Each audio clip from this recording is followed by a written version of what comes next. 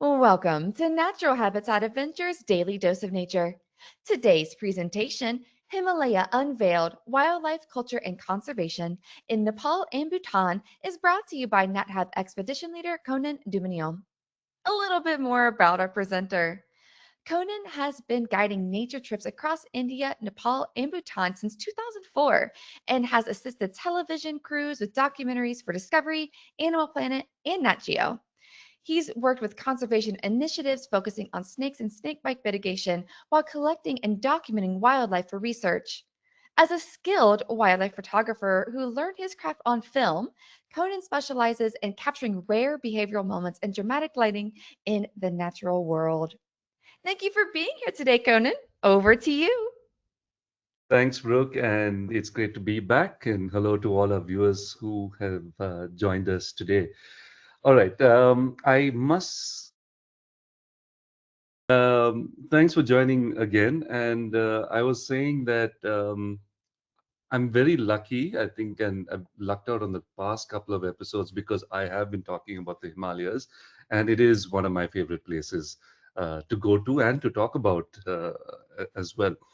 And so yeah, thank you for joining us. I have a lot to talk about here because uh, when we started planning this thing, we said, okay, let's give it a broad coverage of the landscape, the wildlife, which is probably the most interesting thing for a lot of us. But it's also it'd be amiss if you don't mention the communities and the people and the other side of things in these beautiful mountains. So let's jump right in.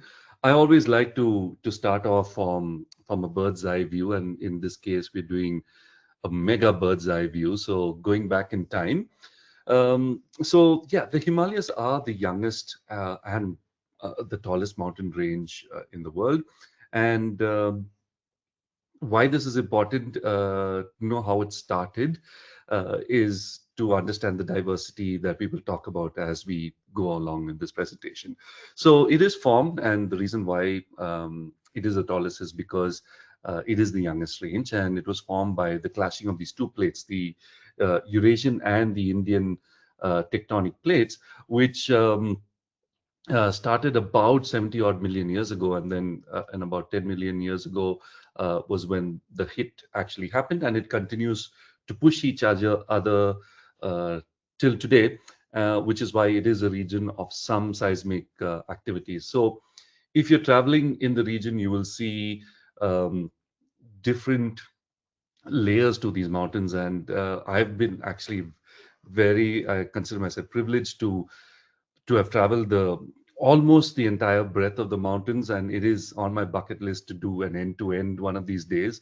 I will, but I have done the north and south, north to the south breadth several times, which is only about 350 kilometers at its widest, and then from east to west, or rather from west to east, it is about 2,400 kilometers long. So it is a massive chain of mountains, and it is, as you would all know, it is the home of some of the largest peaks on the world. The tallest one being in that arrow mark there, Mount Everest, which is 8,848 meters and growing. Like a teenager who's hit its growth spurt, it's still growing till this day. There are about 100 peaks across the Himalayas that are over 7,000 meters.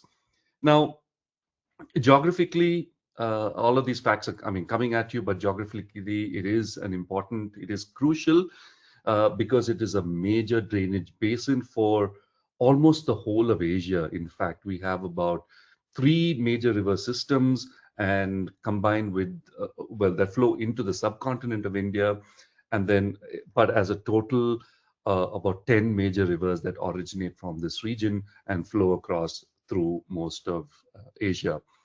And that, coupled with the amount of glaciers that are present in these mountains, it is commonly known as the third pole. So you have the North Pole, the South Pole, and then the largest reservoir or largest source of fresh water outside of these two poles is up in the Himalayas. So the massive ice and snow feed all of these major Asian rivers, and it is therefore a very, very significant factor in the regional climate and the environment that we shall look at as we go along. Now, on a little side note, you'll notice me saying the word Himalaya. Now, I mean, this is again not a critique on the way the West says this word, but once you understand the meaning of what that word is, you'll say it uh, the initiated way, or the right way, as we must say. So, for those of you who are uninitiated into the Himalayas, him basically means, or him is the snows, is the lofty peaks, the mountains, and Alia is a dwelling place or the abode. So when you talk about the Himalayas, the literal translation into English basically means the abode of snow. So him, Alia. So that's how the word is coined, and that's what regionally we refer to the mountains. Of course, in different countries, we have different local names. Various communities from across the landscape have their own dialect and have their own names for this, ranging from Sagar Mata in Nepal, which basically means the mother of the universe, to Chomuangla, which is also the Tibetan word, which has similar connotations as well. So let's talk about these two countries specifically, which we'll do a kind of a deep dive into in this presentation. So Nepal and Bhutan. Now, why these two? These are two seemingly small, or actually compared to the large giants on either side of them of India and China, and of course the other Central Asian countries like Kazakhstan, Mongolia, they're all massive countries. Nepal and Bhutan have, occupy a very, very small geographical space, but though they are small nations, the environment that they encompass is critically significant. The region has immense importance for, like I mentioned earlier, regulating the climate of the region.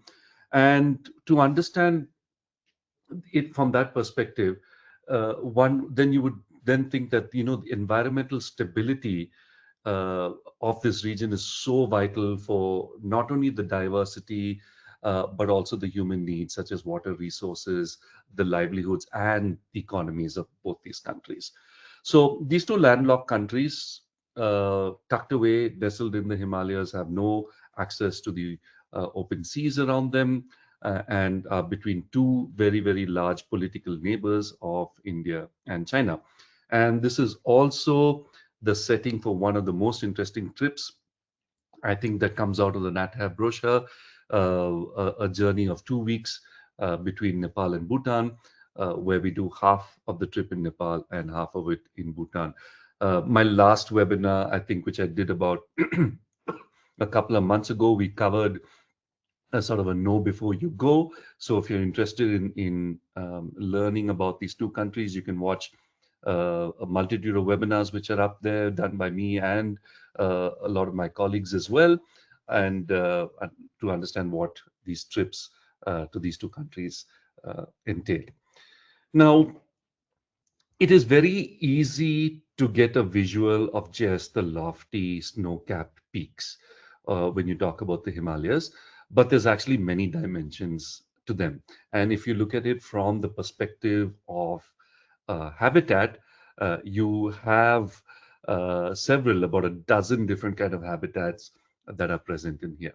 So if you take your attention to the top right of your screen, which gives you a sort of a topographic map of the region, you will see that there are high peaks which are colored in white, and then you have the middle peaks, which is a large chunk of the region, which is in brown.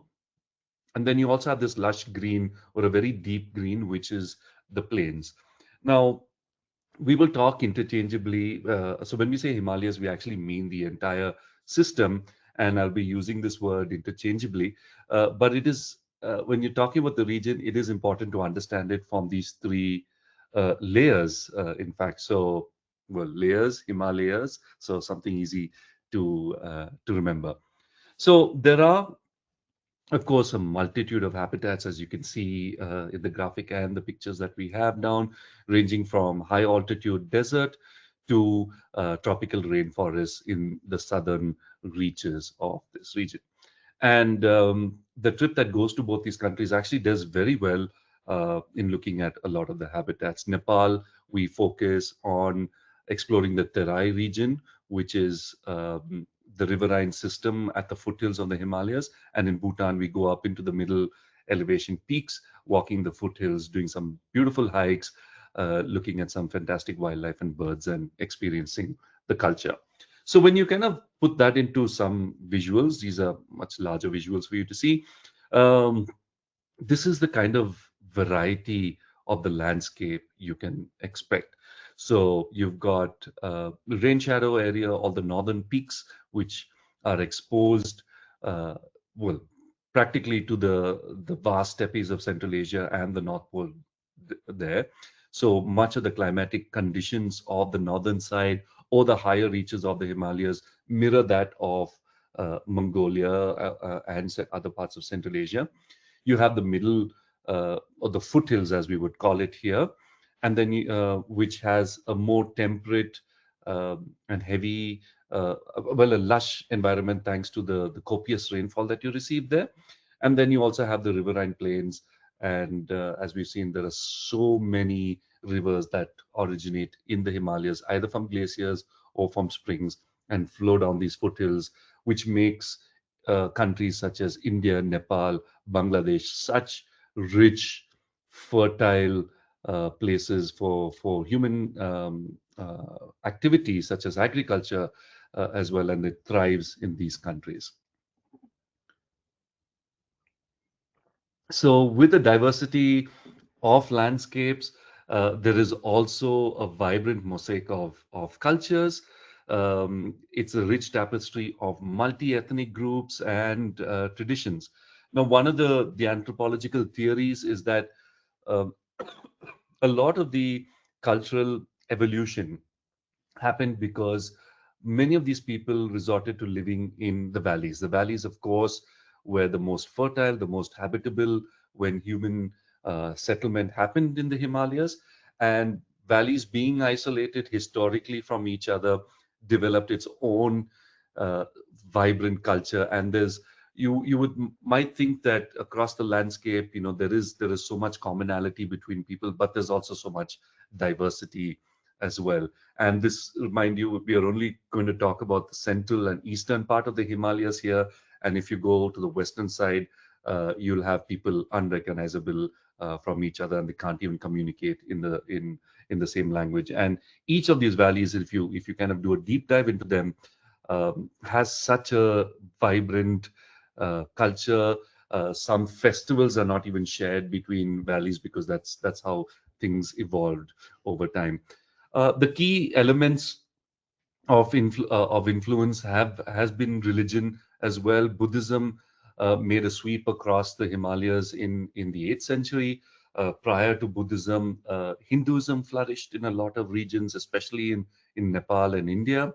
And prior to that, you also had animistic religions such as the Bon religion, Bon, which existed since time immemorial. And these are people who worship the elements, much similar to early Celtic religion or religious practices that flourished through Europe, also flourished in this region. And there are still communities that practice that today. However, much of it is kind of merged into the main narrative of the place, whether it's Hindu dominant or Buddhist dominant. You have much of these cultures that have assimilated, but many of them still hold true and have their own individual followings and own idiosyncrasies in even, and it's such a wonderful thing to behold. Some of the notable communities are the Sherpas, which most of you might be familiar with, the enablers of many a mountain expedition into the high Himalayas. The Sherpas are of a Tibetan stock. They inhabit both Tibet, Nepal, and parts of Bhutan as well. You have the Tharu community, which inhabit the lowlands. and they have their own distinct culture as well. And then you have other things, other communities such as the Layabs, the Tamings, and so on, which are from other places across this mountain chain. Um, Buddhism being the main religion, and at the center of the Buddhist belief are a very, very monastic life. So you have monasteries that almost, if you look at a country like Bhutan, it is also the administrative um, capital center as well, and therefore very, very central part of everyday life. And then you have festivals and a lot of beliefs and traditions that revolve around these monasteries as well. So very, very vibrant, very, very diverse. And let's break up this presentation into parts and then slowly try and digest each kind of region into smaller, assimilable parts. All right. So remember the word I said, layers. Okay. So if you were someone who said Himalaya before, that's right in the sense that the Himalayas are actually in three different layers. So you have what they locally call Himal, which is the high mountains, or also known as the Greater Himalayas. These, of course, are the highest. I beg your pardon, I don't know why I did that again. These, of course, are the highest peaks, snow-capped through the year. Um, some of the largest peaks in the world. Then you have the foothills, which is the major central region. It sort of gives the body to both of these countries, and these can range anywhere between 300 meters to about 3,000 meters in elevation. And these are more familiar in terms of very similar to, for example, say the Rockies or the Andes. They have a lot of green cover. There's a host of wildlife, major rivers in the region, and also economically very, very viable from a resource point of view as well. And then, of course, you have the lowlands right at the base of the foothills, which is known as the Terai. And these are floodplains with massive swampy tracts and river basins. All right, so let's start from the top. Let's look at the highest reaches of the Himalayas, or for the sake of this presentation, now let's call it the Himal region. So you'll see the little inset map of Nepal down here to the left. It actually illustrates very well what we've been talking about so long. Let's look at the white region right now. So the Himalayas extend, right as I said, from the Pakistan-India border all the way till the border of Myanmar. And the parts that travel through Nepal and Bhutan are called the central and the eastern Himalayas. Bhutan is completely the eastern Himalayas. Nepal forms a bit of the central and eastern. Now, the eastern Himalayas is considered one of the biodiversity hotspots of the world because of the number of endemic species of wildlife found in them. And we'll get a closer look at some of this wildlife as we progress along with this presentation. All right. So these peaks, of course, like I said, it's above the tree line. It is dotted with many glaciers. And just like to recall that it is called the third pole for this particular region. It holds the largest reserve of fresh water outside of the two poles.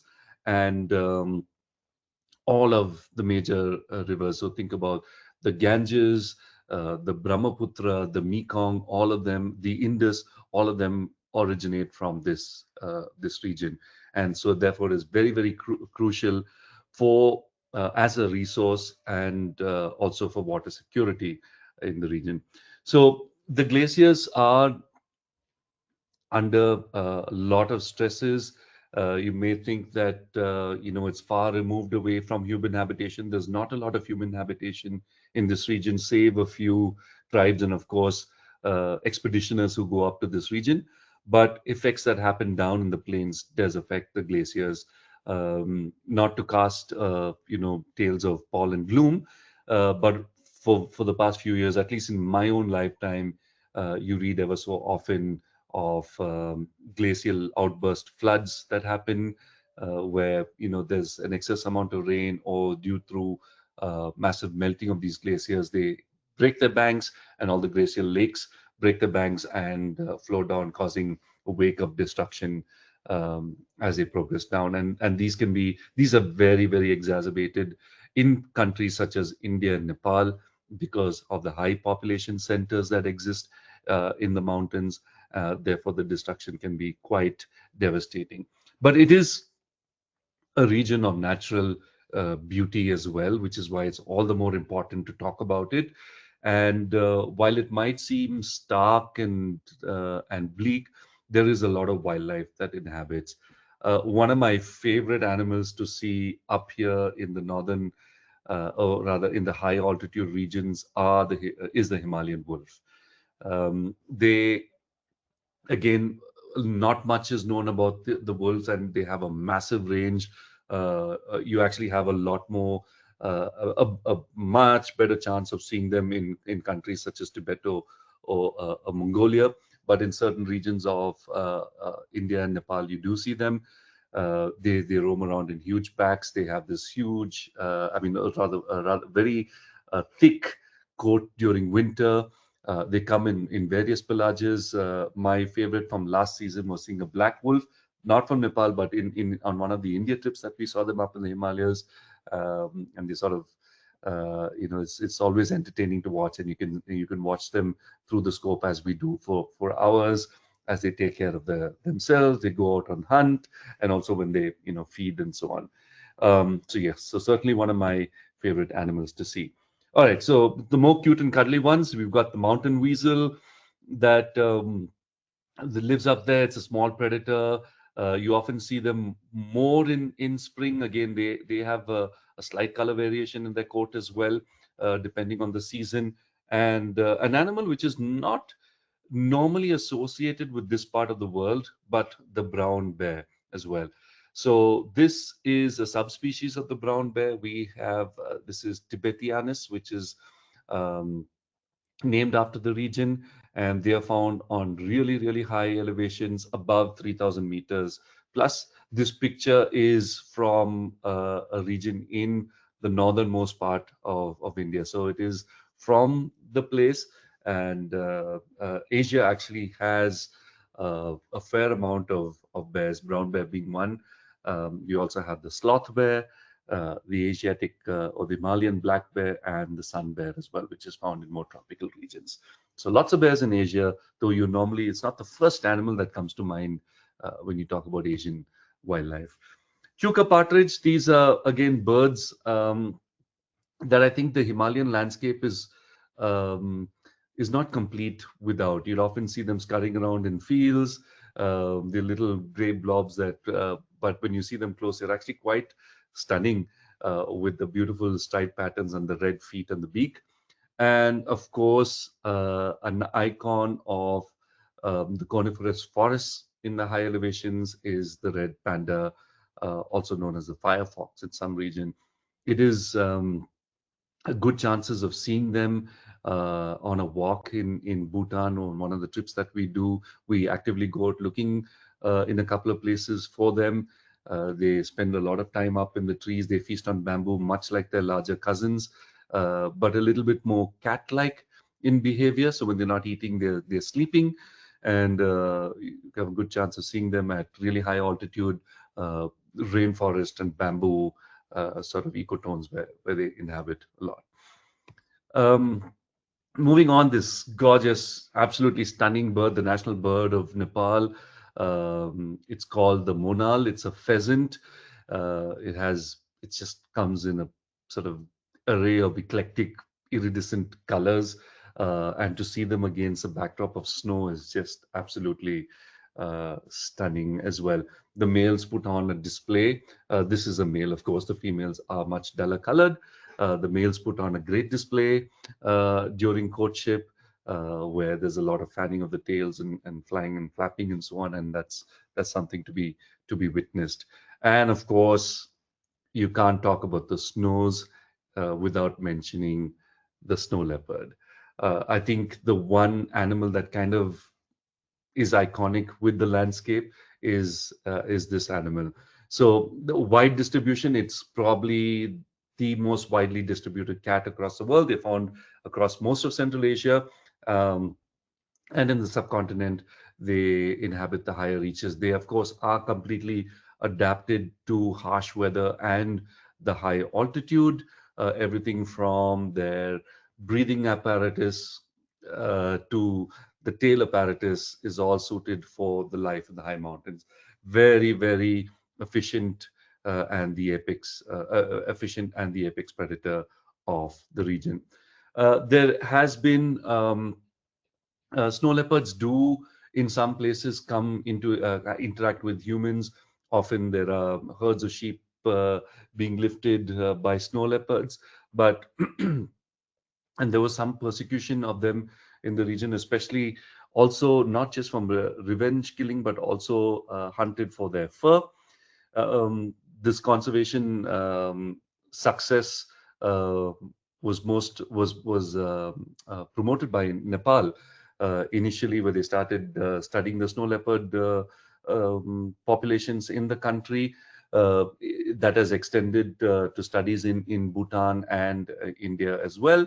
And though they lack a sort of a pan-national cohesion of a protective force like the tiger does, I think it is something to talk about and think about as well, or advocate a sort of a pan-national, first of all, survey of knowing how many of these cats exist abroad and across the landscape and what we can do for them. The Annapurna Conservation Area was primarily set up with this species as a flagship species. There was studies that lasted months. Well, the initial study lasted for about a month and a half, but there are now ongoing studies, and it's great to see countries like Bhutan also pick up the mantle and do continued work on the snow leopard studies in the region.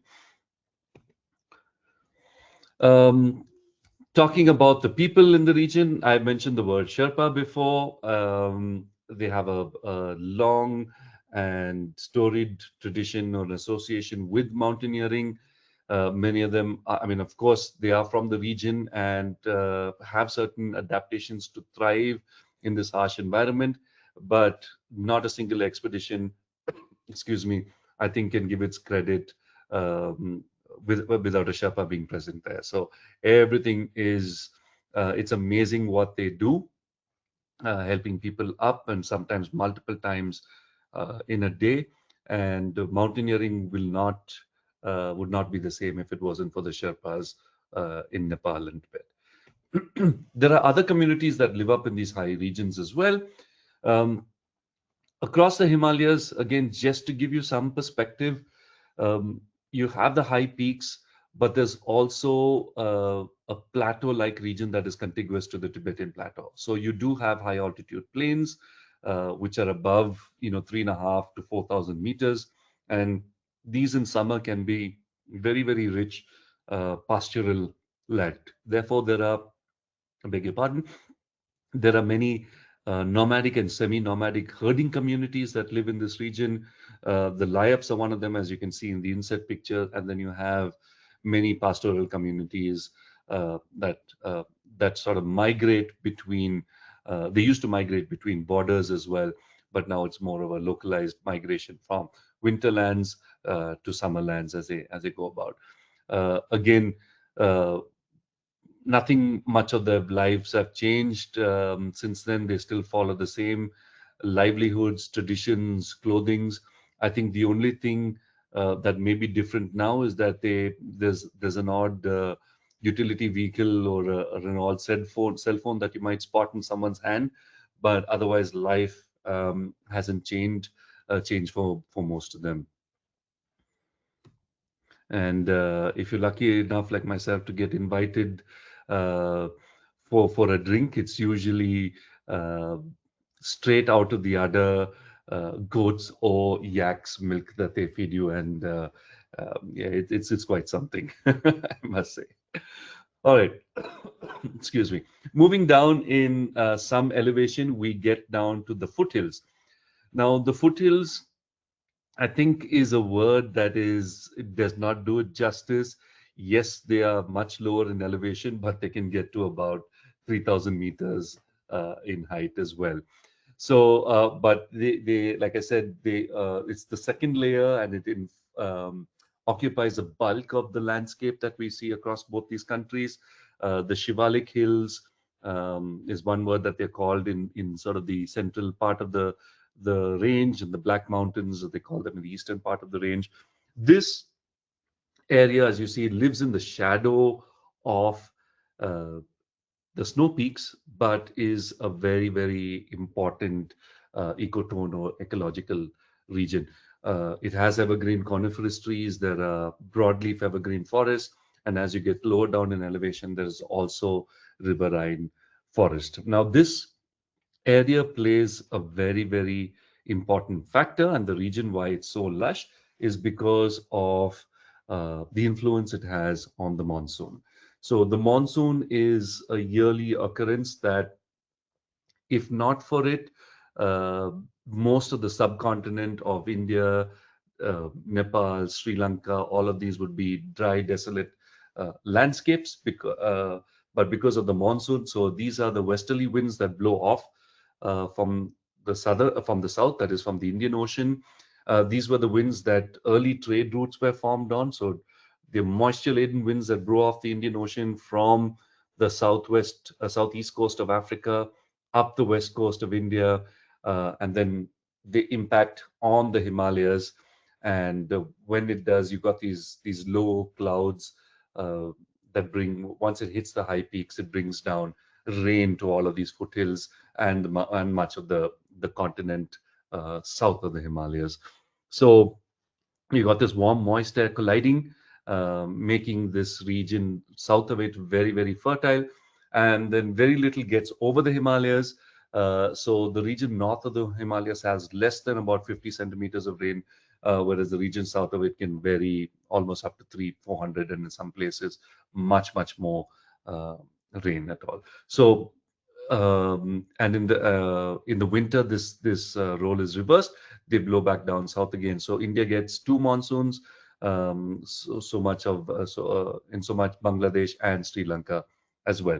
So everything north of the Himalayas, as you can see in the visual, is kind of dry, and like I said, very similar to Mongolia or the Tibetan Plateau. And the windward side, which is the southern side, is this lush forest.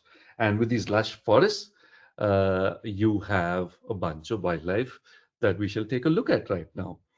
So this curious little animal that you see on the left is a goat antelope. It's called the Himalayan sirao. It's a very shy animal. I've seen one once in the wild, and in all my years of doing this, um, and they're very shy. They get spooked very easily, and you often have a chance of finding them when you're out on a hike through these mountains.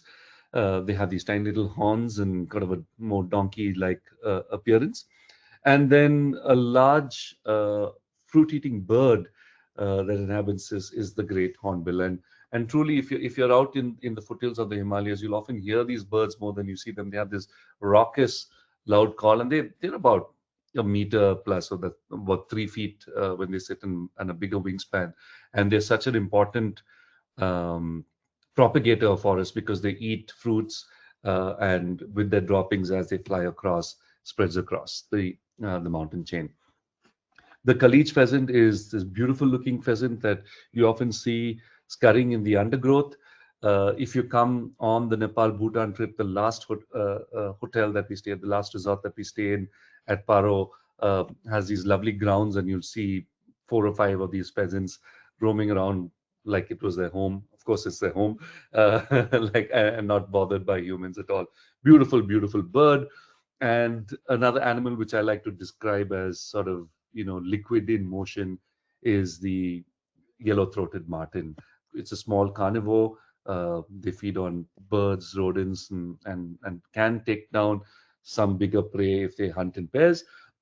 But it's got this beautiful fluid motion, and you often see them bounding along logs in the forest or broken stone walls on the edge of a visit, and so on. There's also slightly larger wildlife. One of the larger predators in the foothills are leopards. They abound quite a lot, and they can make do with practically nothing. But there's plenty of them to hunt from. And then this curious animal, which is the national animal of Bhutan, is called the takin. It's They are found only in isolated small pockets across Eastern Asia in elevated slopes. There's about three species of takin, three subspecies of takin that are found in the region and nowhere else. There is a beautiful story that goes about for the creation of the takin. I'm not going to tell you that story right now in the interest of time. You'll just have to come on the trip and hear it from our Bhutan guides when we visit the country. Um, like I said earlier, it is a very, very lush region. Therefore, agriculture in the foothills is the mainstay. There's this ingeniously developed concept of terrace farmings. No one knows the origin, how long back was this done, but it seems to be a common practice across the entire region of mountains in Asia. Terrace farming helps retain water, prevents erosion, and there are two and then sometimes three crops that are grown across the year. Grains are the mainstay for a lot of the communities, so it could be either wheat, barley, or rice. And in addition to grain, they also grow a lot of legumes, vegetables, and fruits. So much of the valleys are big fruit growing regions.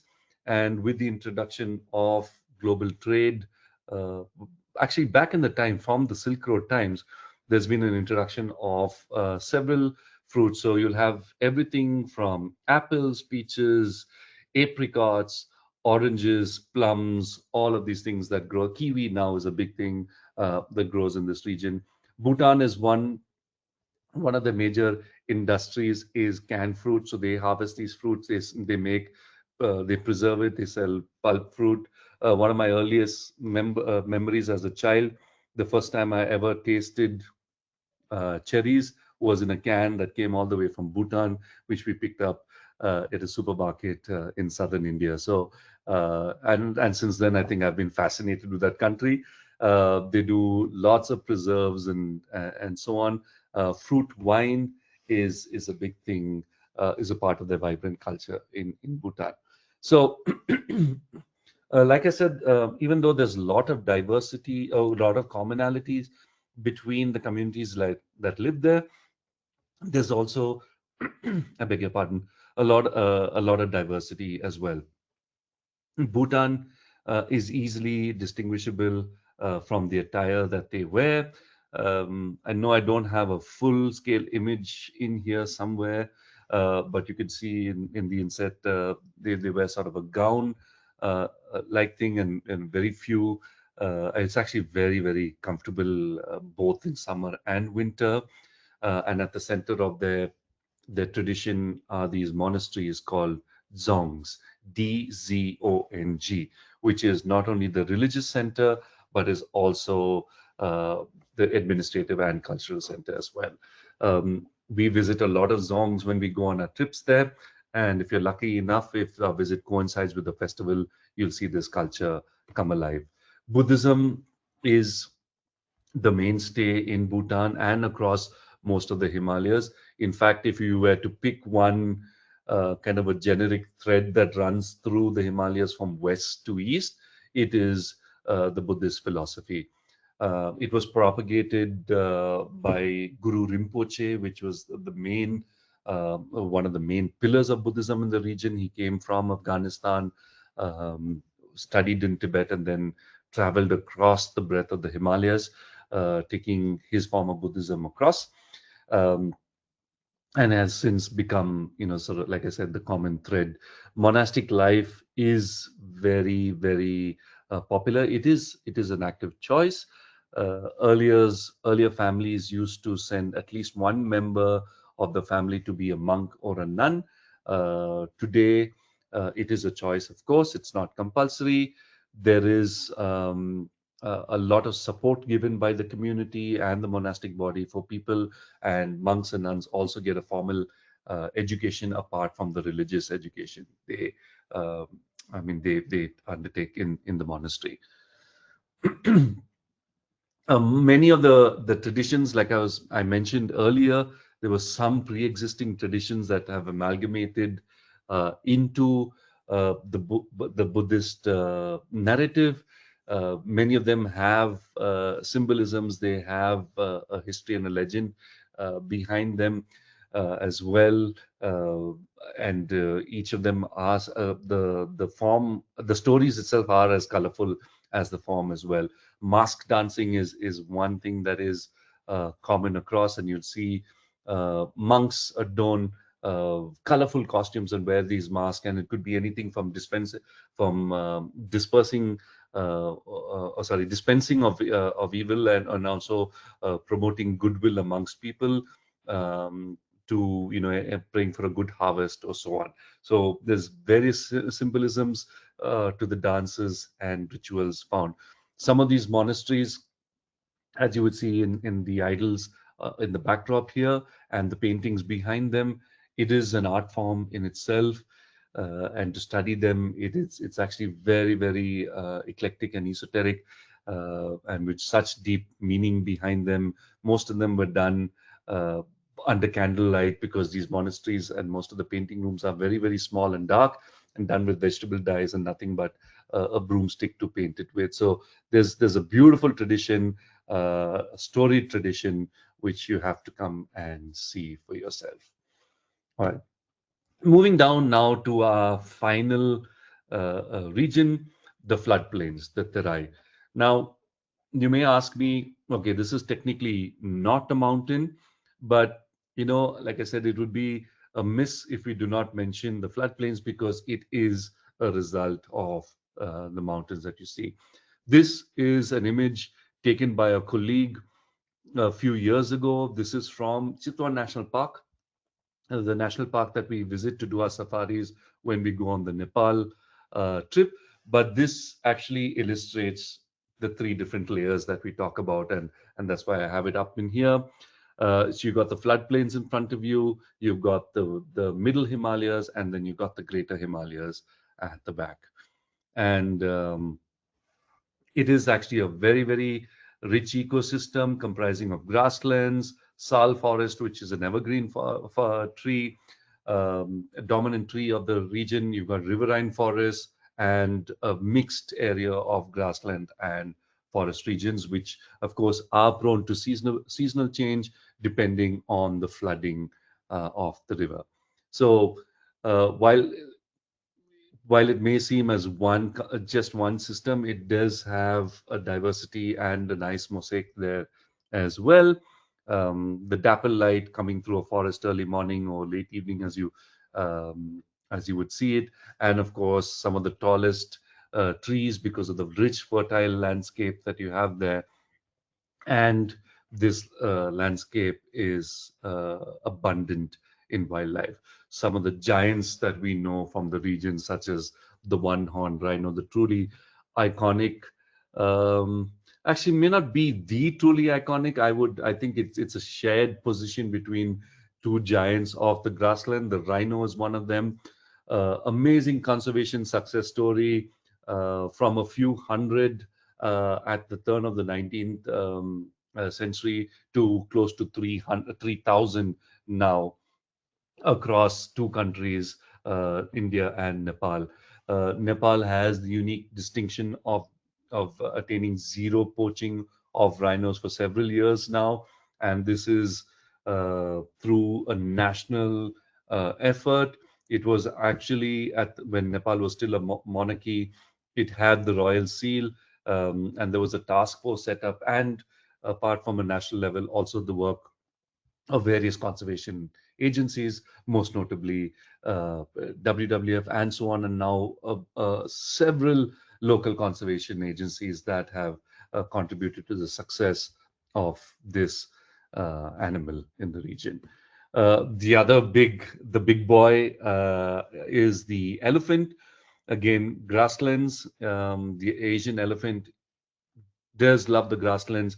They also travel quite in elevation up to the foothills as well, especially in winter. They move up to the foothills to feast off the bamboo, but they're truly at home at the grasslands, and we've seen them go up in elevation as well, depending on the season.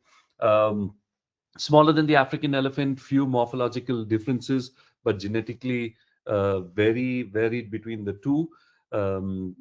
But nonetheless, iconic. Only the males have tusks, and to see a male like this with massive tusks, he's done something right in life to reach that stage and that stature. They constantly have fights, and often tusks break, ears tear, and so on. Another giant of the grassland of this area is the gaur, Gaur. Now, this is the largest species of cattle on the planet.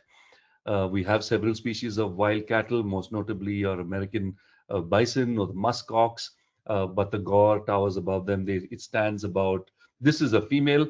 The males are much more chunkier and muscular. They stand at about just over 6 feet tall, and so for me they would look me in the eye as we go there, but very, very gentle. It's amazing to see them walking through the grasslands with their calves this is a picture from Chitwan National Park that we've taken while they were crossing the road. This one stopped to give the jeep a look, and managed to capture it. But they have these distinctly white socks, and often when you're walking, especially through the forest, you look through the undergrowth and you'll see these white socks moving, because even though they're massive, they can be very, very quiet as they tiptoe through the forest.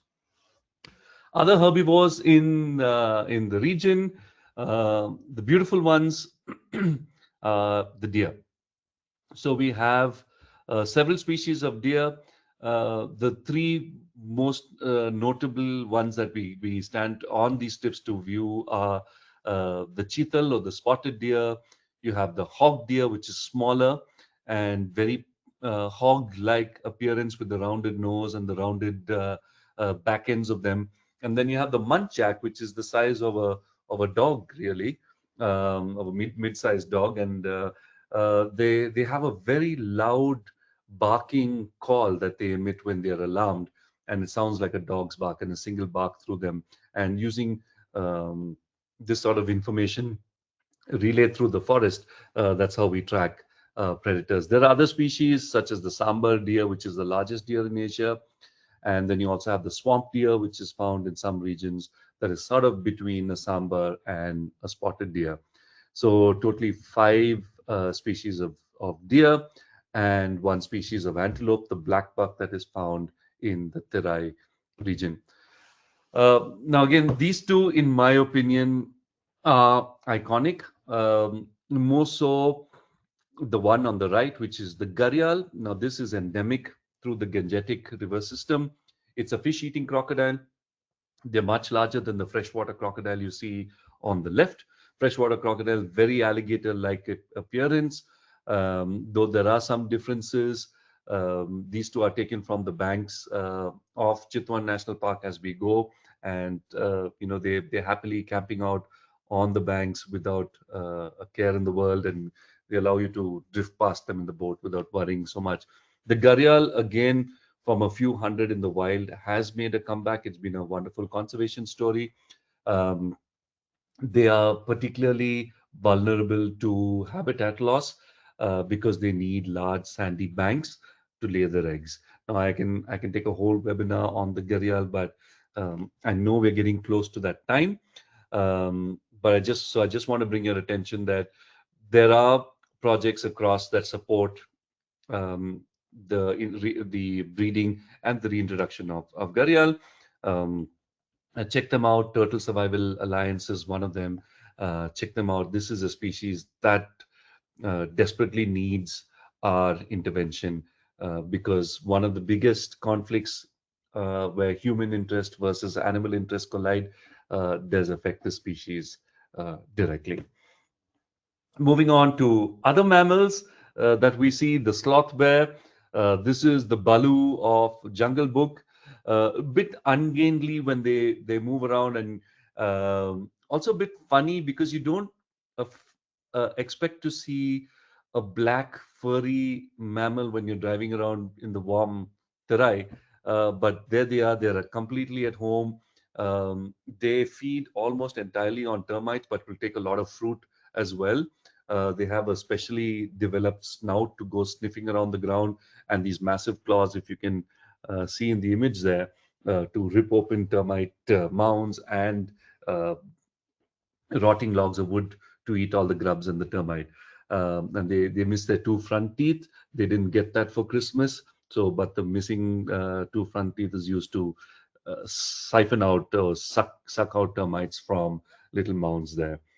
Um, Keeping on the Jungle Book note, Sher Khan, the magnificent tiger, is truly one of the lords of the Terai. Terai tigers are, in my opinion, very beautiful to look at. It is the same species of tiger that we have across the subcontinent. Terai tigers tend to get a little bigger because of the massive prey that they have to hunt. And I have a beautiful orange coat, especially in winter. You see, it's very, very lustrous as you go around. Not the most easiest animal to see, requires a lot of patience and a lot of tracking, and they can just slowly skulk away without you even noticing. Okay, let's talk about some of the communities that live in this region. There's about 128 ethnic groups that live in the Terai region. Many of them are indigenous communities. Many of them have migrated to this region over time because of the fertile landscape. Notably, the Taru, as I mentioned earlier. When we stay in Nepal at the lodge on this trip, it is most of the staff working there are Taru, and they're very, very happy to share their culture with you and their food and stories with you. You also have communities such as the Dimal and the Maitis that live in that region. Um, Again, pictures that I'm showing you are from festive occasions where they adorn themselves. There's a lot of jewelry, a lot of culture that only magnifies the beauty of the people and their livelihoods there as well. Most of the let's just talk about dwell on the Taru here specifically. Very, very pastoral life, very, very simple life. They um, even till today, you'll still see mud thatched houses that they live in. Um, Farming is their mainstay. They keep everything from goats to cattle to ducks, chickens, and so on. They also use a lot of the local resources. They go fishing. They hunt. One of the particular delicacies that they make are from freshwater snails that they have here. The women have these amazing tattoos that done old school style on their arms, and only the women do the tattoos. And there's this beautiful, intricate patterns, and they also do ear piercings, um, depending. And the older you are, sometimes the bigger earrings that you have. There's a chance again. Many of this community is slowly changing, of course, with modern lifestyles coming in. They're progressing.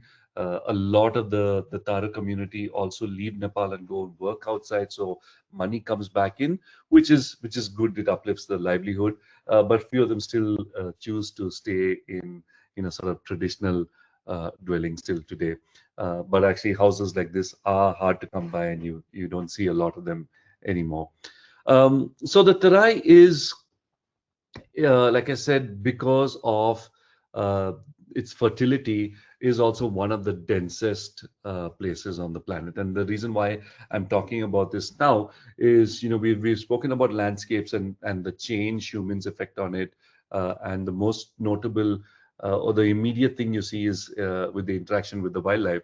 And so, just to sort of dwell on that thought a little bit more, because agriculture being the mainstay, and industries built around agriculture, um, it attracts a lot of people. And these are images from Kathmandu. Um, Kathmandu is in the Tarai, it's in a valley. It is it is a very populous city. Um, so there are constant infringements, like I say. So when you talk about protected areas, their borders are constantly sort of abutting human borders as well. And both from a wildlife and human perspective, both populations are growing. So it is a question, it is something to talk about.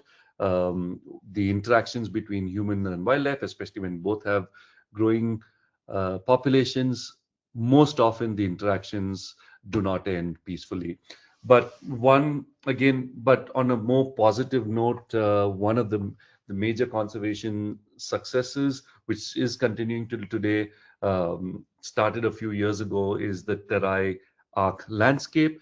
Now, this is a project that had started in Nepal. It's a conservation model.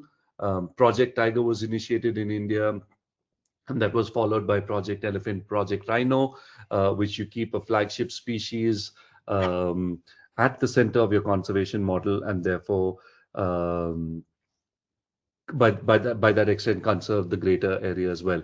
So this was started in 2001, and the government of Nepal, along with the WWF, decided to take a more holistic approach where you talk about um, the landscapes on the whole and look at connecting them, have viable corridors for the free movement of wildlife, and also have enough for humans to live outside as well.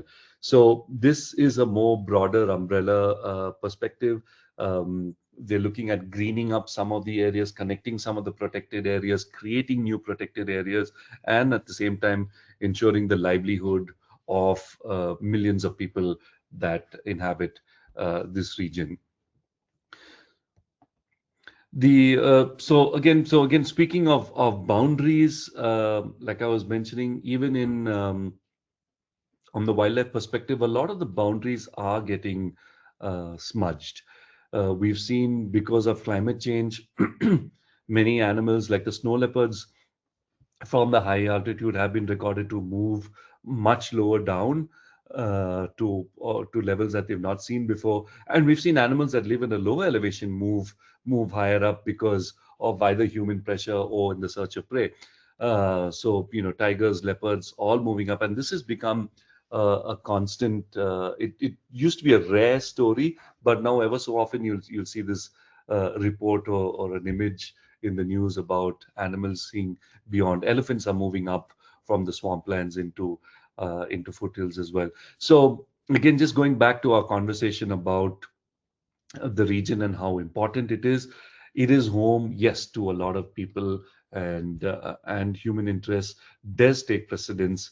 But there's also a lot of animals that uh, vie for this region as well, and it's important to look at their livelihood as well. Which is why when you look at conservation, a place like Bhutan has done a fantastic job, and their conservation model. They've actually now, I think, if don't quote me on this, but I think close to 70% of the country is now under green cover.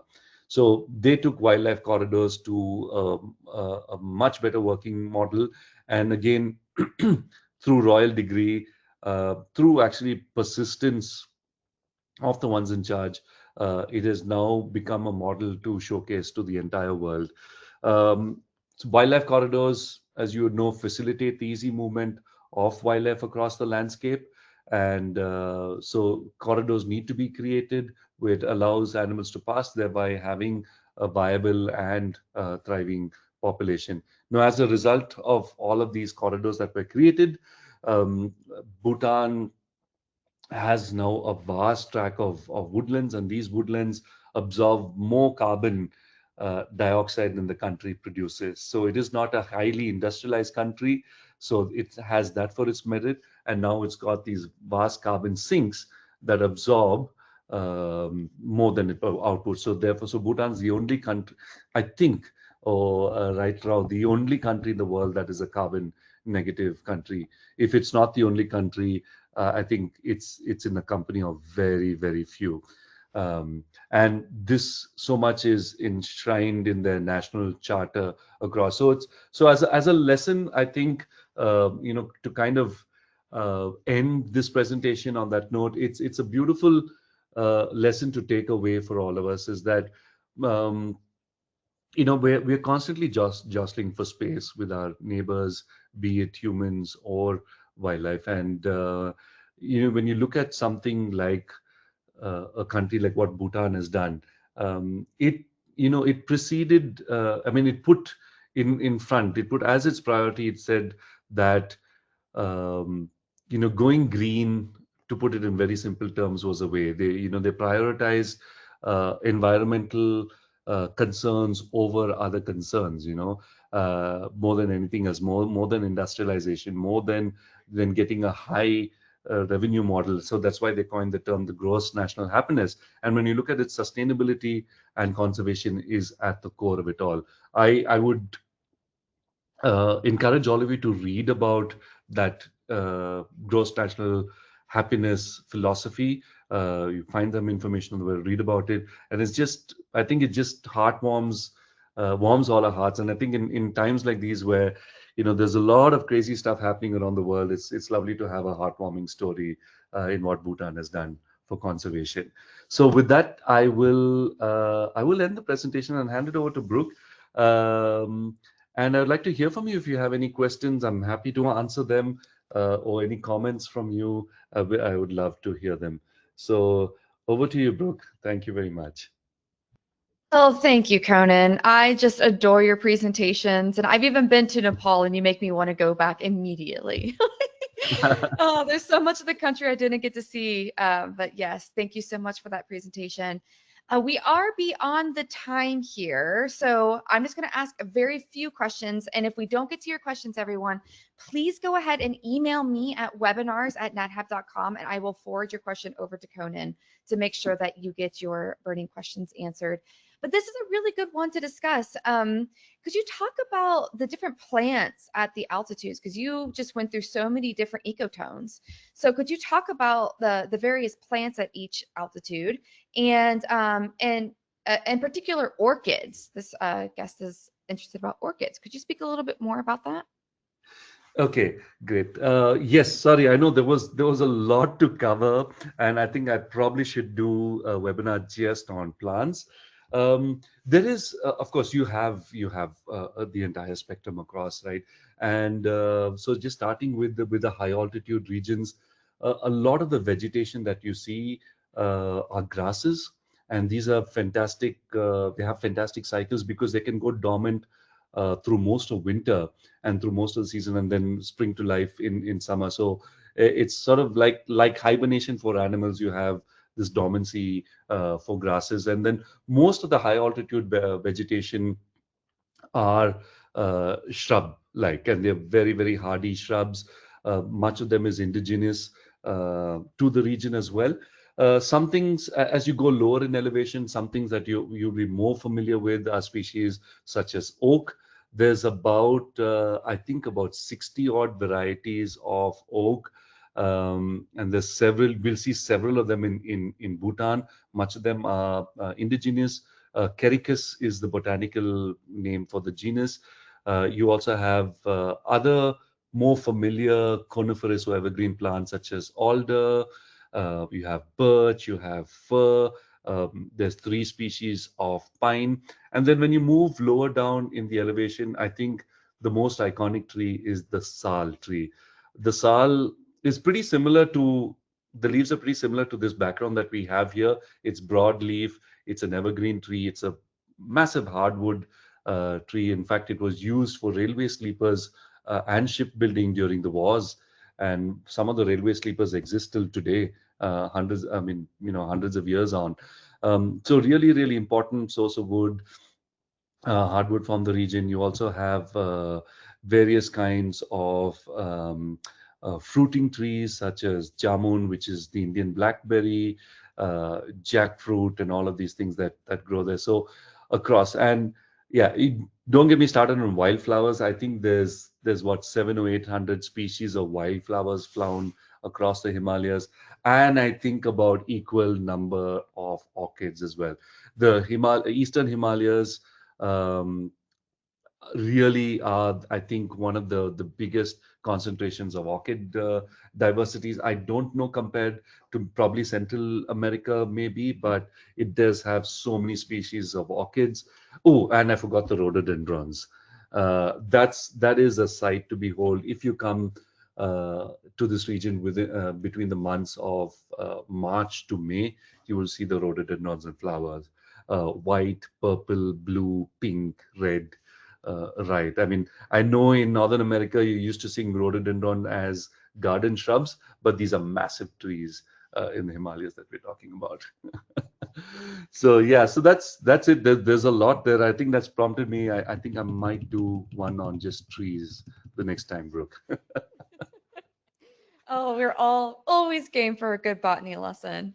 All right, Conan, since we are seven past the hour here, it was so good. I did not want to cut you off early. I would love to turn it to you for any last closing comments. All right, thank you. I apologize if I overspilled the time. Please send your questions. I'll be happy to answer them over email. It is a fantastic region, and if you visited before, I encourage you to visit again. If you haven't, please put it down on your bucket list. It's a beautiful region to experience everything from the landscapes, the wildlife, the people, the food, and you get to hear me talk all about it if you're there. So. Do consider visiting these countries, and I hope to see you here sometime soon. Thank you, everyone, for joining us, and have a wonderful rest of the week ahead. Ah, Conan, I could not agree more. Hopefully, we'll all fly over and join you one day in the field. That would just be a dream come true. Yes, thank you so much for taking the time to present for us today. And I'd like to thank everybody who tuned in.